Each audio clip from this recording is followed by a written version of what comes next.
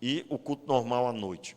Pois não, agora sim, Atos capítulo 1, eu quero ler o versículo 8.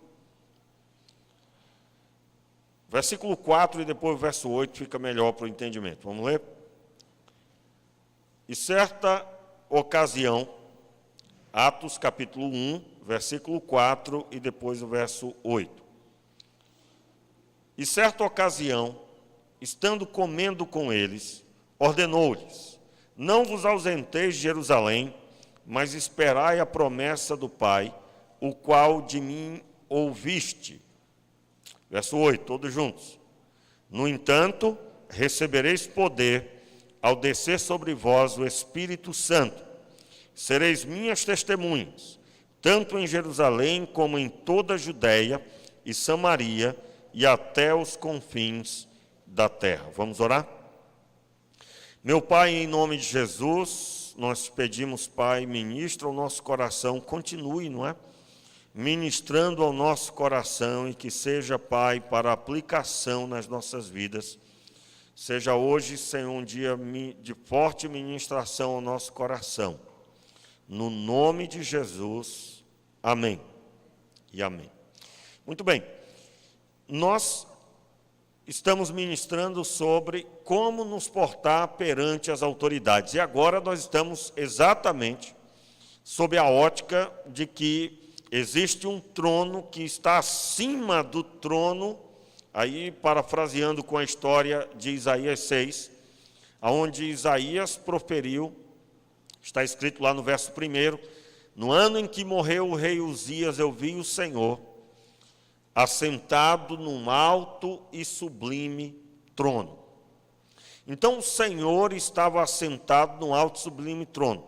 O trono de Uzias estava vazio, mas Deus se manifestou para Isaías mostrando que ele estava firme e num trono superior, mais alto, acima de todas as coisas. E essa visão, ela se renova no Novo Testamento. Como assim se renova no Novo Testamento? João capítulo 1. No princípio era o verbo estava com Deus e o verbo era Deus. Tudo o que existe foi feito por meio dele, e sem ele, nada do que foi feito teria sido. Versículo 14 do capítulo 1 do Evangelho. E o verbo se fez carne, e habitou entre nós, e vimos a sua glória como a glória do unigênito do Pai. Vamos lá, completa aí, pessoal. Cheio de graça e de verdade. Então, olha o impacto dessa palavra. Agora, o Deus que estava sentado no trono, ele envia o seu Filho, que estava com ele na criação. Você já conhece, né? No texto original hebraico, você encontra lá Deus Elohim. Então, Elohim criou os céus e a terra era sem forma e vazia. O Elohim lá, que no hebraico o entendimento é de deuses, e que no português não daria certo, né? Não daria certo, e deuses criou, né? Deuses criou os céus e a terra, não daria certo, porque a gramática hebraica é completamente diferente, completamente fora do esquadro daquilo que nós conhecemos do português. Na verdade, o texto está dizendo que Deus estava lá, o Filho estava lá e o Espírito Santo estava lá. Por isso que o termo é Elohim, criou os céus e a terra era sem forma e vazia.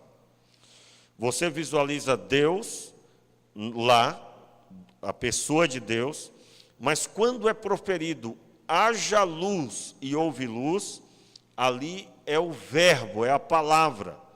O Filho é a voz que ecoou, ordenando. O Pai no trono, assentado. É o entendimento que nós temos, baseado, é claro, em outros textos da Bíblia, como, por exemplo, do próprio Isaías. E a voz que ordenou a criação era o Verbo vivo.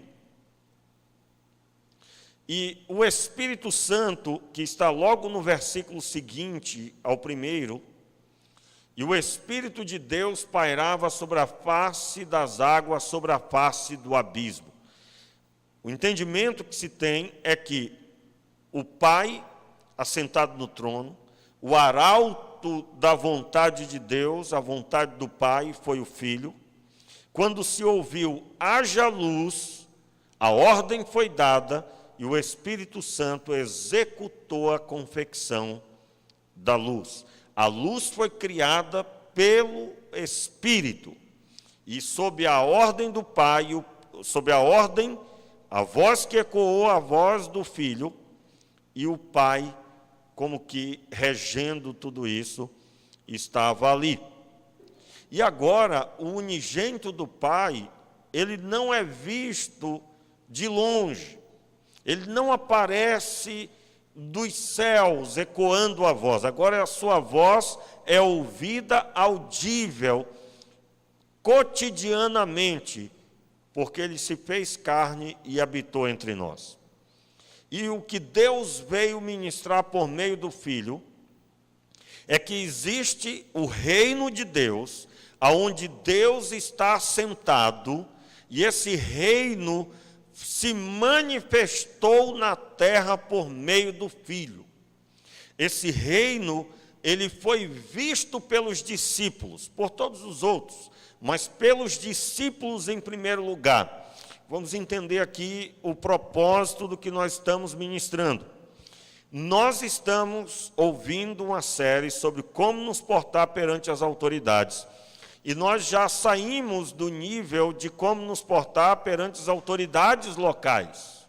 Estamos agora observando como nos portar diante de Deus, de forma que as autoridades locais recebam o impacto dessa experiência do trono que está acima de todos os outros, é um trono que é alto e sublime, acima de todas as coisas.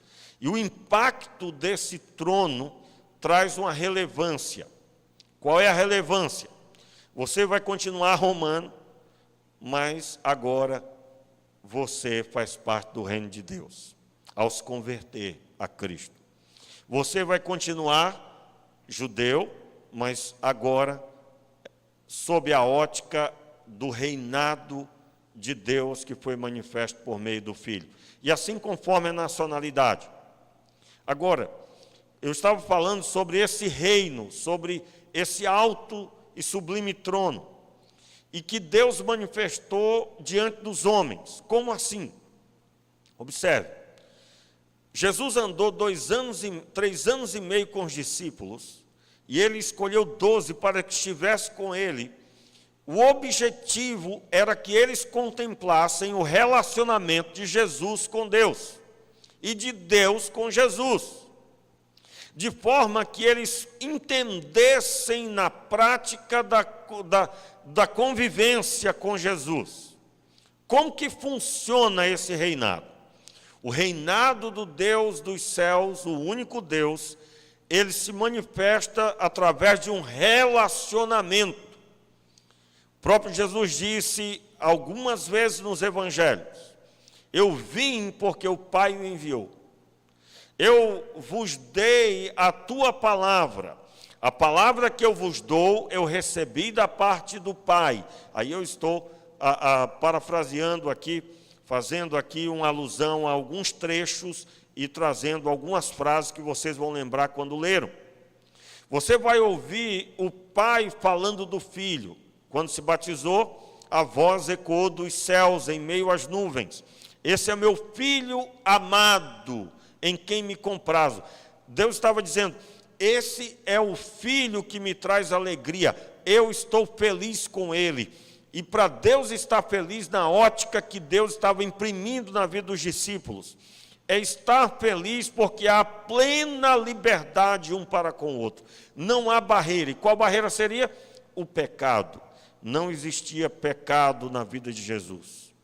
E os discípulos, ao conviver 3 anos e meio, eles iriam receber o impacto dessa experiência. Pastor, eu ainda não entendi. Veja as palavras que eu acabei de citar no Evangelho de João, no capítulo 1. No capítulo 1, abra aí a sua Bíblia aí, meu irmão, abra a sua Bíblia, no Evangelho de João, capítulo 1.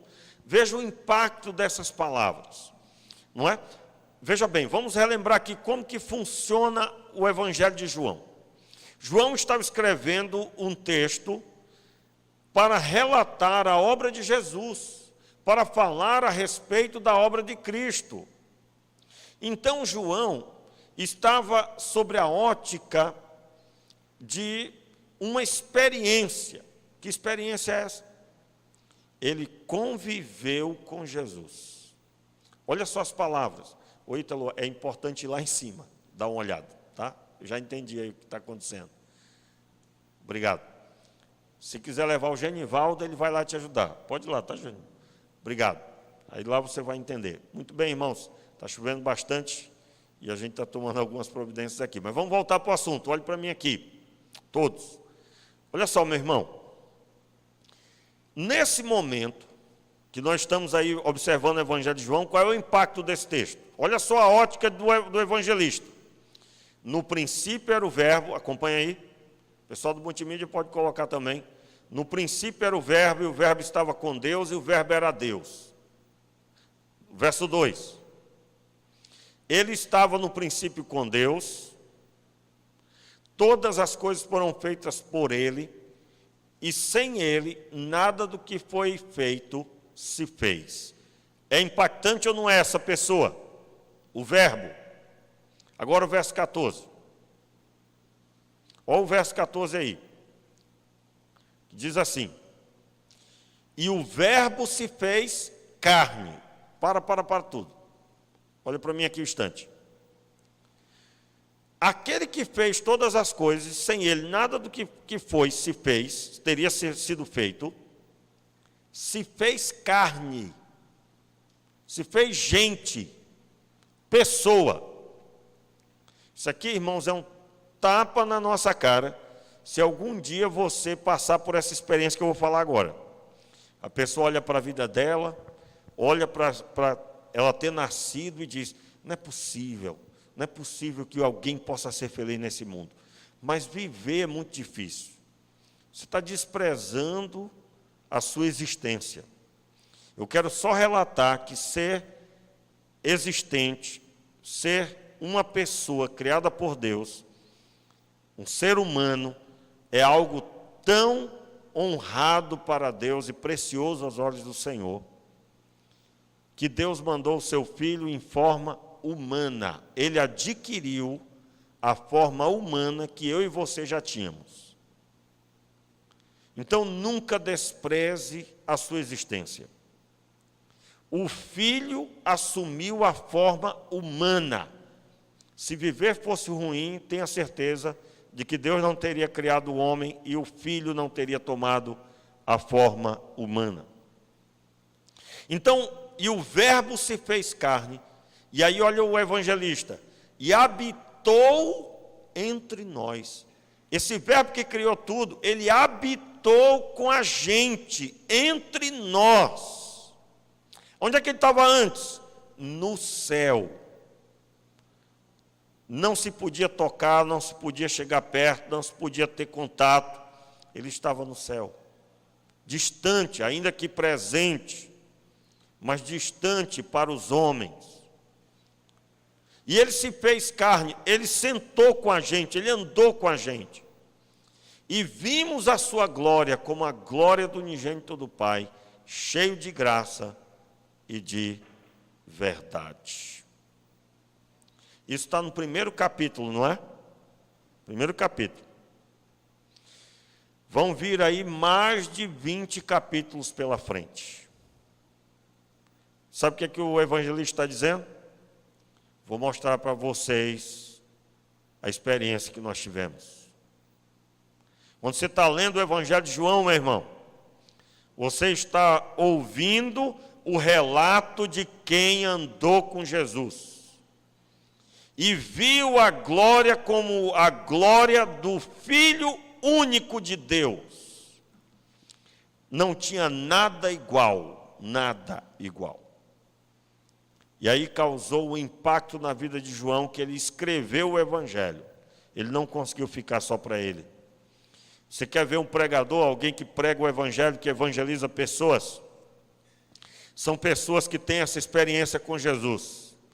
Meu irmão, se você é calado e nunca falou de Jesus para ninguém, eu me lembro de uma pessoa, quando eu me converti, irmãos, eu lá no mundo, dando trabalho para meu pai, para minha mãe, eu dava muito trabalho, muito desgosto para minha mãe, né? Muito desgosto, meu Deus do céu, eu aprontei muito, pedi perdão, né? Pedi perdão para meu pai, não foi brincadeira, já consertei tudo isso e tudo, mas minha mãe faleceu antes de eu me converter, né?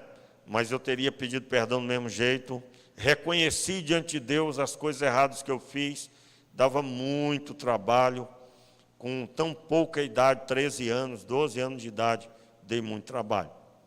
E lá no colégio que eu participava, que eu estudava, na hora do recreio, né, era o terror também. Aí tinha um rapaz que sempre falava comigo, me dava conselhos: rapaz, para com isso, não seja assim, olha, sai dessa vida. Aí eu ouvia: poxa, legal esse rapaz, tal, beleza, show, enfim. Irmãos, eu aceitei Jesus anos depois, e aí eu descobri que aquele rapaz era crente, líder de juventude, nasceu na igreja. Diz até a história que quando ele nasceu, ele não falou boa, boa, não, ele disse logo amém, glória a Deus, aleluia, né? Já nasceu, essa foi horrível, mas o caba nasceu no evangelho, de tal jeito que ele nem chorou, já foi dizendo glória a Deus, aleluia, falando em língua, e tudo, né? Mas, irmãos, eu tinha me convertido, aí fui a uma reunião das juventudes do Estado. Aí era na igreja que ele era líder da juventude. Aí eu perguntei para a pessoa que estava do lado, que era mais antigo do que eu. Aí eu digo: vem cá, esse rapaz é crente há muito tempo ou ele é novo decidido que nem eu, né? Aí a pessoa disse: não, rapaz, isso aí é mais velho do que eu e você, da nossa idade, de crente, né? Então, olha a expressão lá. Aí eu digo: mas meu Deus do céu. Aí eu fiquei indignado, eu digo: eu lá no mundo, ele me via arrepiando lá, fazendo um monte de coisa errada. Irmãos, eu brigava, arrumava confusão. E brigava era muito, e arrumava problema. E ele via tudo isso e nunca falou do evangelho para mim, nunca. Só dava bons conselhos. Irmãos, bons conselhos não mudam a vida de ninguém, não. Você está ouvindo? Ah, meu filho, não faça isso não. Não vai mudar a vida de ninguém. Só o evangelho transforma a vida de pessoas. Então, entenda bem. O evangelho de João foi escrito porque ele recebeu o impacto da presença de Jesus. É isso que nós precisamos, irmãos. Nós precisamos de um contato com Deus de forma tal que essa experiência toque o nosso coração. E como essa experiência vai nos transportar para um outro nível de conduta, de visão, de percepção da vida e do valor que há na vida que Deus nos deu, em todos os âmbitos, em todas as áreas. Essa pessoa que tem essa experiência não consegue ficar sem pregar o que tem recebido, o que tem visto e ouvido, como o próprio Pedro fez quando a igreja estava em pleno vapor. Não podemos negar o que temos visto e ouvido. Irmãos, o porquê é que nós temos tanto crente 007? Conhece essa do crente 007? Irmãos, ninguém sabe que ele é crente. Ninguém sabe. No trabalho, ninguém sabe.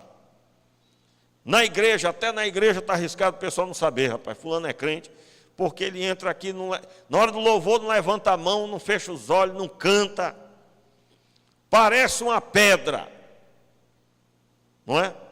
Você sabia que existe crente, que até os crentes duvidam que ele é crente?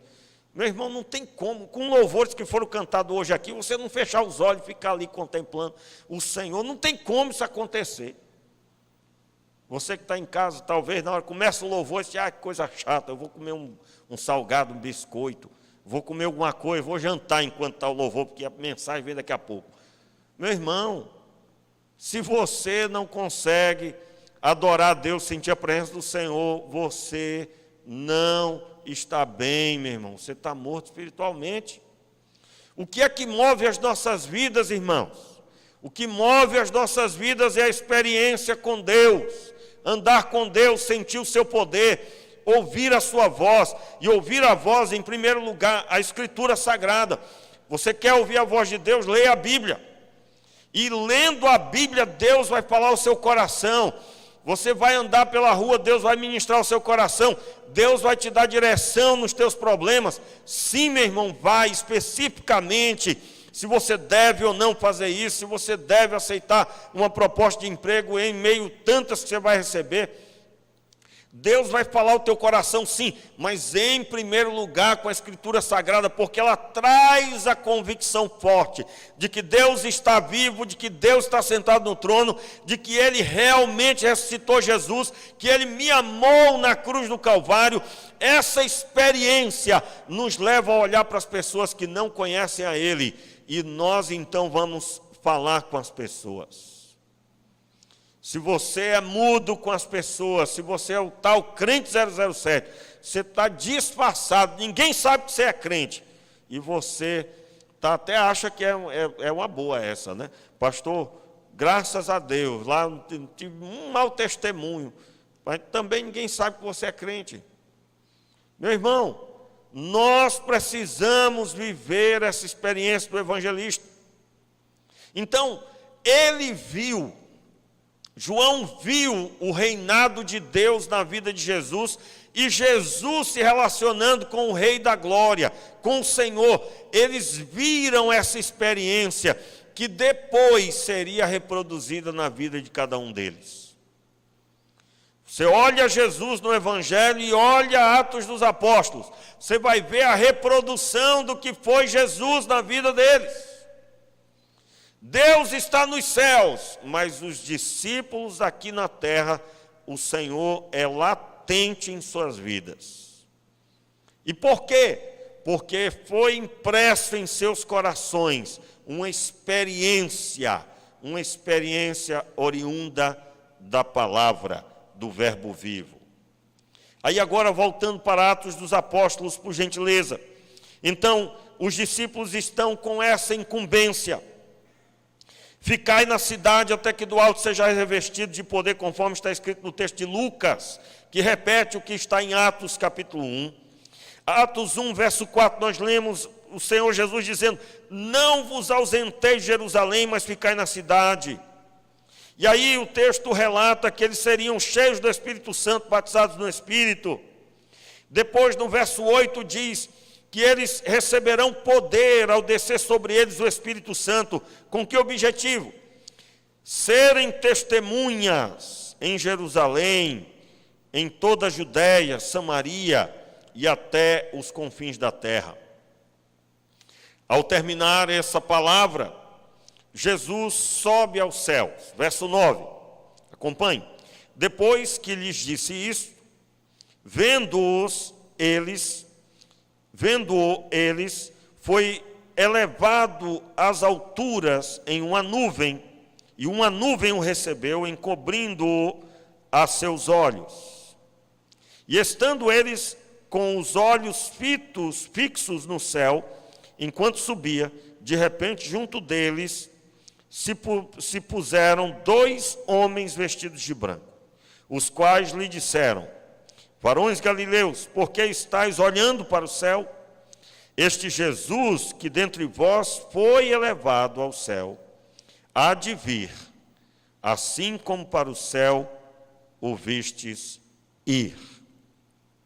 Aí os discípulos voltam, então, saem do Monte das Oliveiras e vão para Jerusalém, e eles permanecem juntos. Verso 13. Tendo chegado, subiram ao aposento onde estavam hospedados.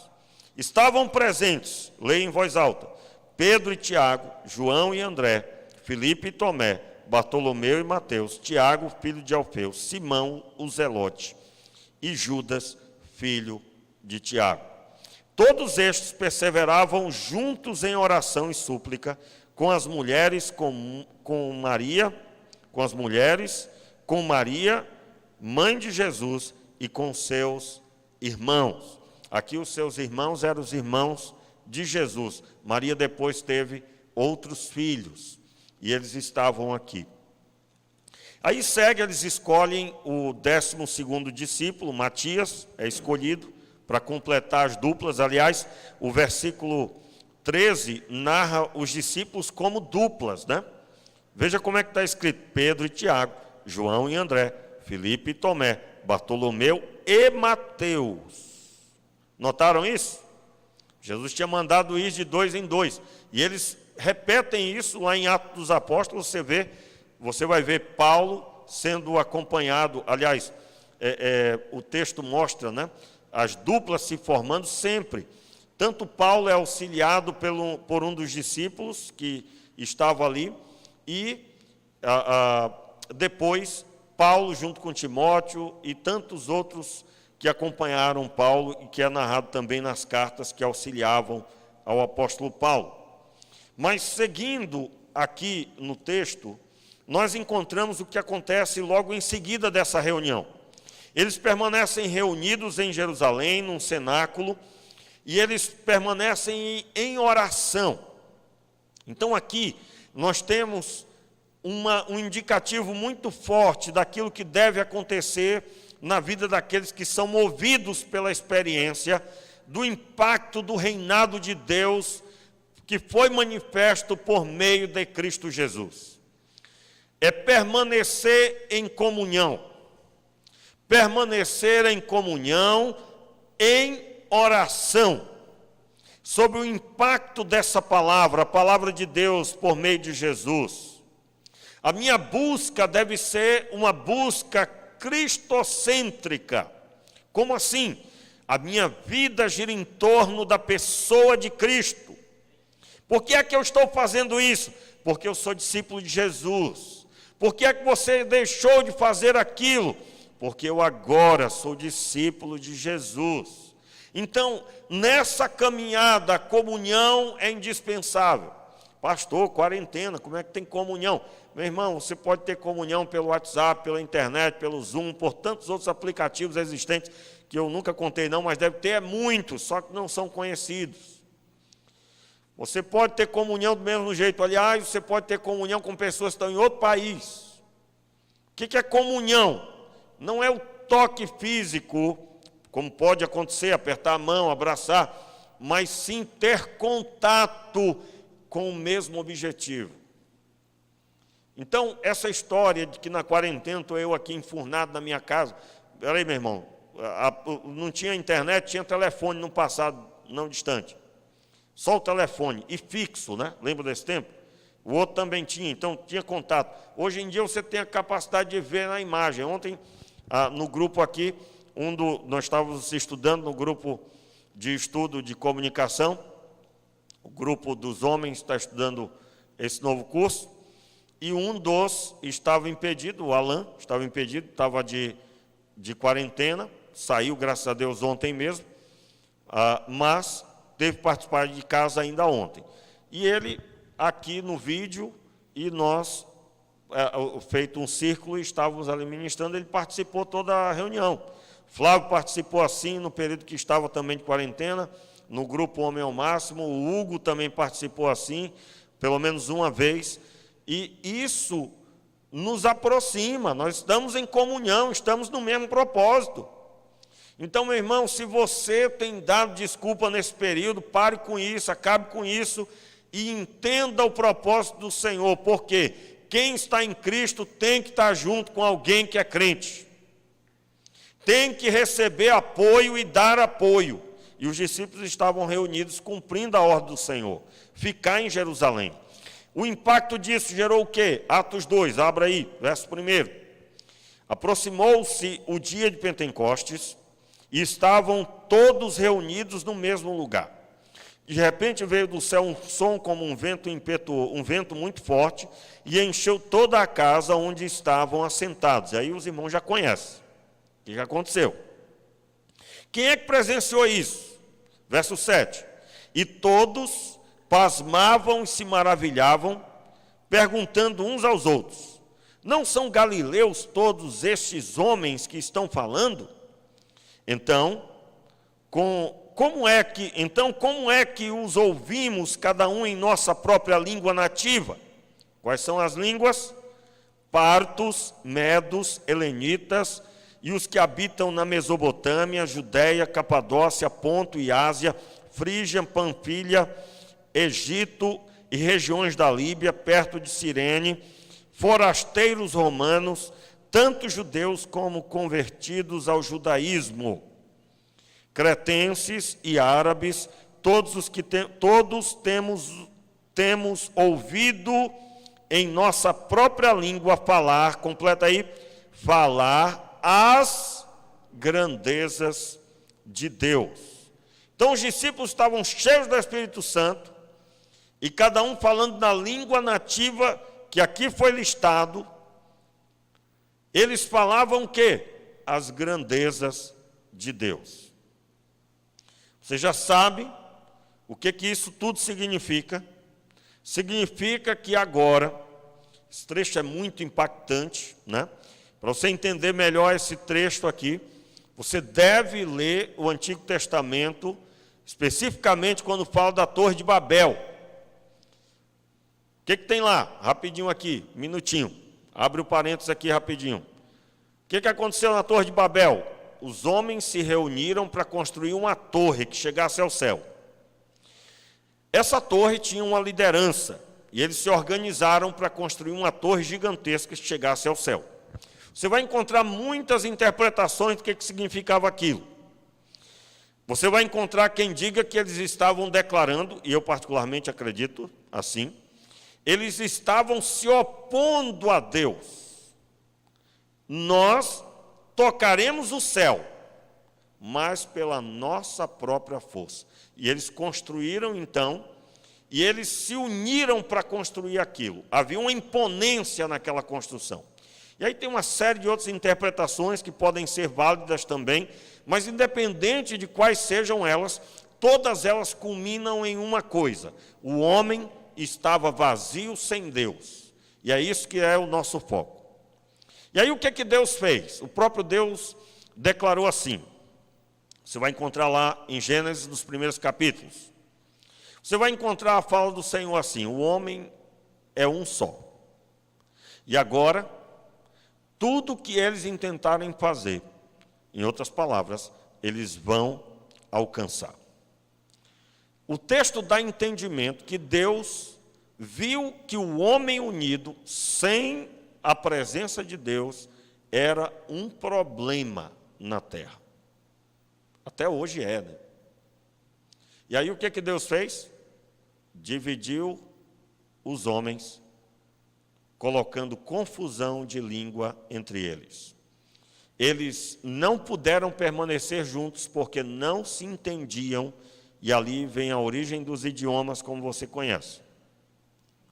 Então Deus separa os homens, porque eles não estavam juntos na presença de Deus, e daquela união maléfica iria sair só o que é ruim.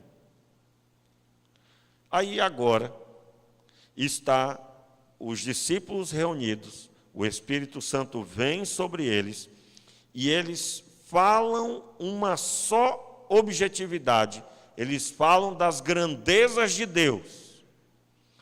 O texto aqui, quando diz, nós os ouvimos falando as grandezas de Deus, está logo aí no versículo 11.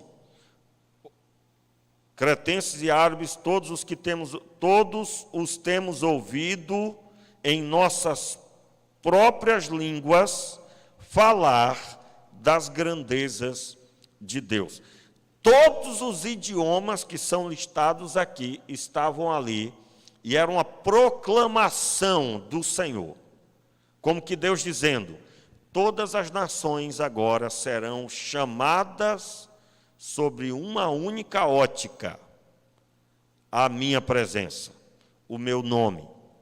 E Deus exaltou um nome que é sobre todo o nome, o qual todo homem deve observar, e ao observar, agora poderão andar todos juntos. Na Torre de Babel estavam todos juntos se opondo a Deus. Agora, todos juntos sob a ordenança do Pai por meio de Cristo Jesus. Jesus é o líder, constituído pelo próprio Deus. E agora, todos recebem a quebra dos idiomas. Agora, o contrário, né? Os idiomas são agora ministrados espontaneamente sob a ótica da pregação do Evangelho. Mesmo quem não falava naqueles idiomas, quero lembrar que lá em Gênesis foi o próprio Deus que instituiu os idiomas. E agora Deus dá acesso a quem não tem aos idiomas, de pregar a palavra, mesmo não falando naquela língua. Por que que isso poderia ser feito?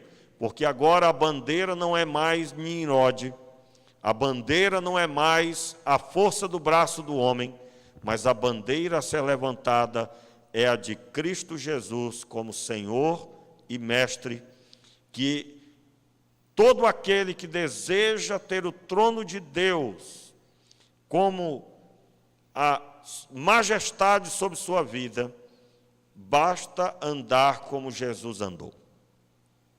Basta viver como Jesus viveu.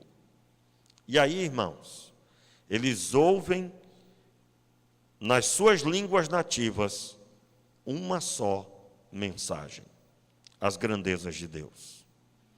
E aí, alguns não entendem isso. O versículo seguinte diz, verso 12: todos se maravilhavam, estavam perplexos, perguntando uns aos outros: que quer dizer isso?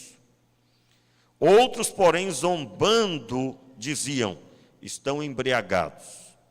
Pedro toma a palavra, verso 14, e ele então diz: Pedro, porém, pondo-se em pé com os 11, levantou a voz, dizendo-lhes: homens judeus e todos os que habitais em Jerusalém, seja-vos isto compreendido. Escutai as minhas palavras. Estes homens não estão embriagados como vós pensais, sendo a 3ª hora do dia. Aí ele começa a pregar. Ele prega até o versículo 36. Versículo 36 especificamente agora, acompanhe. Portanto, saiba com certeza toda o Israel que este Jesus, a quem vós crucificastes, Deus o fez Senhor e Cristo. E aí olha o impacto dessa mensagem, irmãos. A mensagem está do versículo 15 até o verso 36. Por favor, leia depois em casa a mensagem de Pedro. Ele começa do Antigo Testamento até ministrar sobre Jesus, sua morte e ressurreição. E ele declara que este Jesus que foi rejeitado, Deus o fez Senhor e Cristo. Por que Senhor? Porque nós todos devemos nos submeter à sua vida, à sua mensagem. E é claro, é muito mais abrangente, mas basicamente isso. E aí, no verso 37, os mesmos que zombaram e os que ficaram sem entender o que aconteceu, verso 12 e 13 que nós lemos, olha o que aconteceu aqui. Versículo 37, ouvindo a sua voz, leia comigo. Ouvindo eles isto, afligiram-se em seu coração e perguntaram a Pedro e aos demais apóstolos: que faremos, irmãos? Muito forte, né? Veja bem, aqueles que disseram: que venha a ser isso, no versículo 12 do mesmo capítulo, e aqueles que também disseram: estão bêbados, e zombavam deles, são os que agora ouviram a mensagem, o Espírito Santo tocou o coração deles com a palavra, os levou a crer, e eles agora com o coração compungido, eles perguntam a Pedro, chamando Pedro de irmão, chamando Pedro de meu irmão: que faremos, irmãos? Claro, eu estou dizendo aqui Pedro, mas era muito mais abrangente, né? Era todos, mas Pedro é o que recebe a indagação. Aí diz o verso 38, disse-lhes Pedro, arrependei-vos e cada um de vós seja batizado em nome de Jesus Cristo, para perdão dos pecados, e recebereis o dom do Espírito Santo. Aí versículo 39, repita comigo aí, ouvindo a sua voz. A promessa diz respeito a vós, a vossos filhos e a todos os que estão longe e a tantos quantos Deus nosso Senhor chamar. E com muitas outras palavras, e com muitas outras palavras, dava testemunho e os advertia dizendo, salvai-vos desta geração corrompida.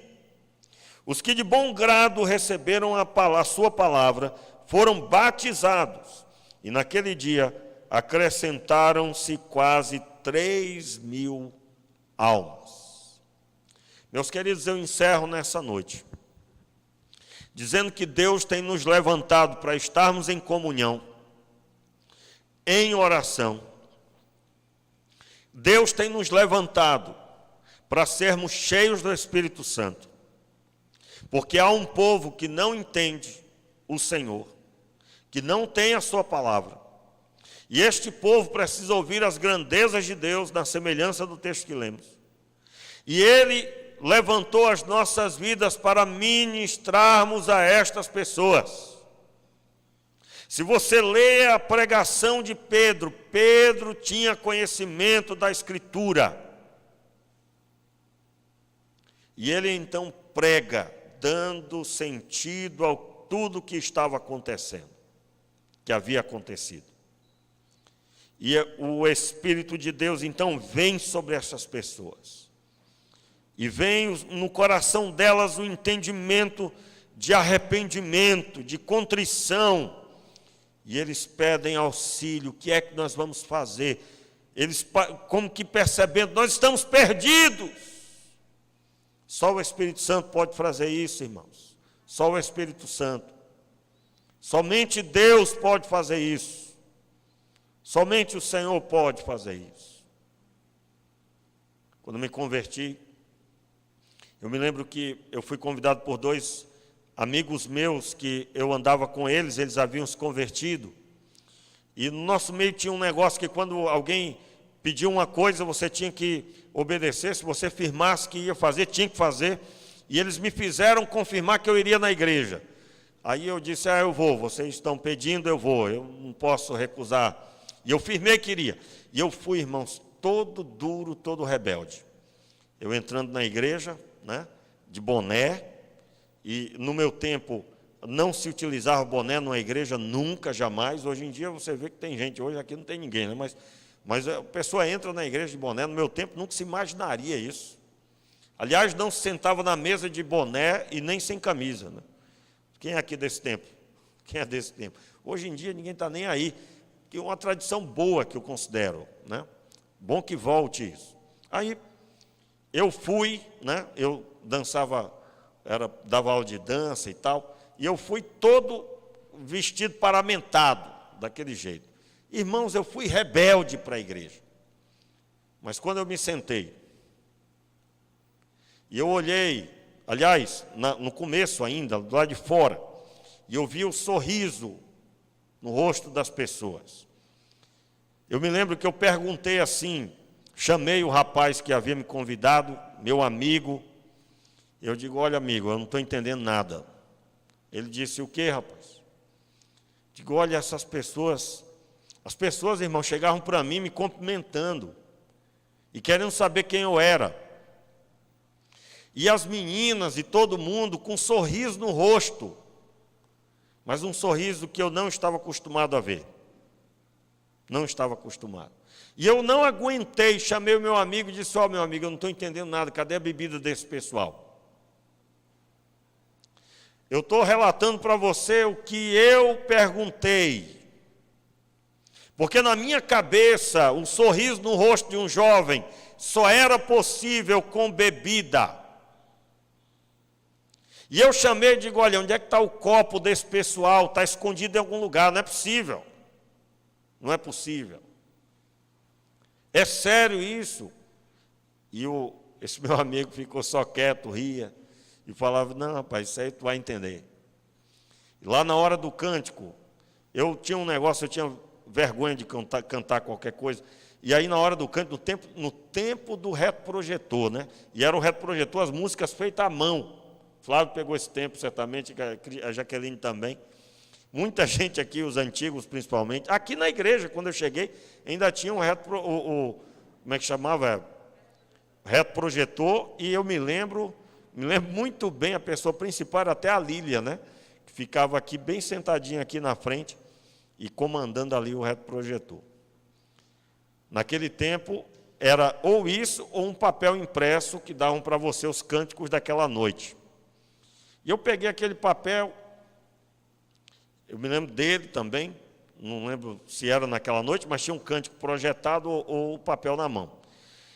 E eu fiquei com vergonha de alguém ouvir a minha voz, mas no decorrer do culto, eu senti algo que eu nunca senti.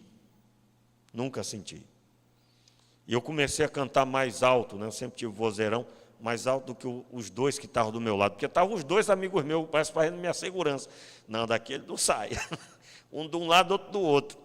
Os que me convidaram, né? E eu me lembro, irmãos, que já no final do culto eu estava sem entender tudo aquilo, e eu senti uma coisa tão boa naquele culto. E eu digo, olha, eu esperava sábado após sábado aquela reunião. Mais ou menos 1 mês e meio depois, eu aceitei a Jesus como Senhor e Salvador. E eu pude compreender que a alegria era aquela. Meus irmãos, essa experiência só Deus pode dar. Eu me lembro que eu ainda voltei aí para, na época o nome era danceteria, né? Eu cheguei aí. Eu digo, não, esse domingo eu não vou na igreja, eu vou na danceteria. Irmãos, quando chegou lá eu não consegui dançar, eu me senti muito mal dançando. Eu digo, eu não vou dançar, eu acho que eu preciso beber alguma coisa. Aí eu fui e comprei a bebida, e eu me lembro que eu comprei uma determinada bebida gelada, e eu tomei e aquilo estava horrível. Eu chamei um amigo meu e digo, amigo, isso aqui está estragado, não está? E ele disse, não, está muito boa. E aí eu parecia fel entrando. Aí eu digo, deve ser uma outra, eu comprei uma bebida quente, natural, parecia veneno, irmãos. E eu digo, quer saber, eu não vou mais beber, que bebida nada. E aí eu olhei para tudo aquilo não combinava, eu me senti um peixe fora d'água. E eu disse para alguns amigos meus, estou indo embora. E eu fui embora para casa sozinho, dizendo, nunca mais volto aqui. Vou ficar indo só para a igreja. Irmãos, era segunda semana que eu tinha ido à igreja. Terceira semana. Eu não entendia nada ainda a respeito. Mas eu estava sendo tocado por Deus. Deus já tinha entrado na minha vida. E eu aceitei a Cristo. Nunca me desviei pela graça de Deus. Estou até hoje. Final de 1992. Só Deus pode gerar essa experiência. E eu estou dizendo para você que assim como me convidaram, um daqueles dois, aliás, um se tornou pastor, o outro, eu descobri essa semana, um mês atrás mais ou menos, é pastor, tá, o culto, vi até um dos cultos da igreja dele, e ele é pastor hoje também. Deus quer levantar você, porque talvez tem vários Renatos ao seu redor, que Deus vai usar grandemente, talvez para ser um pastor em algum lugar. Meus irmãos, nós devemos compreender essa palavra. Pedro disse, a promessa diz respeito a vós, a vossos filhos, a todos quantos estão longe, e tantos quantos nosso Deus, todos quanto Deus, nosso Senhor, chamar. Mas Deus chama através dos Pedros. Fique de pé no seu lugar, meu irmão. Você é essa pessoa, você é o Pedro que Deus tem levantado, você é o discípulo que Deus tem levantado. Pessoas que são regidas pelo trono da graça, são pessoas que não saem dessa ótica. Se você, meu irmão, com o resultado da eleição, ficou tão chateado, que talvez está até em casa chateado ainda, você descobriu que você não é regido pelo trono. Não importa quem foi eleito, como eu disse aqui, nós vamos nos esforçar, vamos observar em quem vamos votar. Sim, vamos fazer tudo isso. Deve-se votar em pessoas que realmente devemos confiar. Pessoas honestas, que valorizam as coisas certas. Mas independente de quem ganhar a eleição, Deus permanece no trono e nós temos uma missão. E essa missão é arrebanhar pessoas com o Evangelho. Essa missão é parar de ser um crente que ninguém sabe que é crente. E você começar a ser conhecido por ser instrumento de Deus. Meus irmãos, está cheio de gente perdida que não entende a fé. Que diz que nós somos loucos, que nós não deveríamos estar aqui hoje à noite. Eu não entendo esses crentes com essa Bíblia, com esse livro para lá e para cá. Essa pessoa só diz isso porque não conhece ao Senhor. E Deus levantou você, meu irmão. Se você não entende isso também, você tem que questionar a sua fé. Você tem que questionar o seu encontro com Deus, se realmente você teve. Porque a obra de Deus só acontece para quem tem contato com Deus. Feche os teus olhos, vamos orar. Meu Pai, em nome de Jesus, tem misericórdia. Tem misericórdia de nós, Senhor. Perdoa, Senhor, toda inércia, toda visão inadequada. E dai-nos percepção das pessoas perdidas que nós temos ao nosso redor. Dai-nos percepção da necessidade da pregação, de viver o Evangelho, de ter uma vida impactante, impactada pela presença do Senhor. E nos dê, Senhor, a palavra com ousadia para pregarmos, para falarmos, para trazermos palavra que vai trazer a lucidez espiritual para todas as pessoas. Nós oramos entregando nas Tuas mãos as nossas vidas, no nome de Jesus.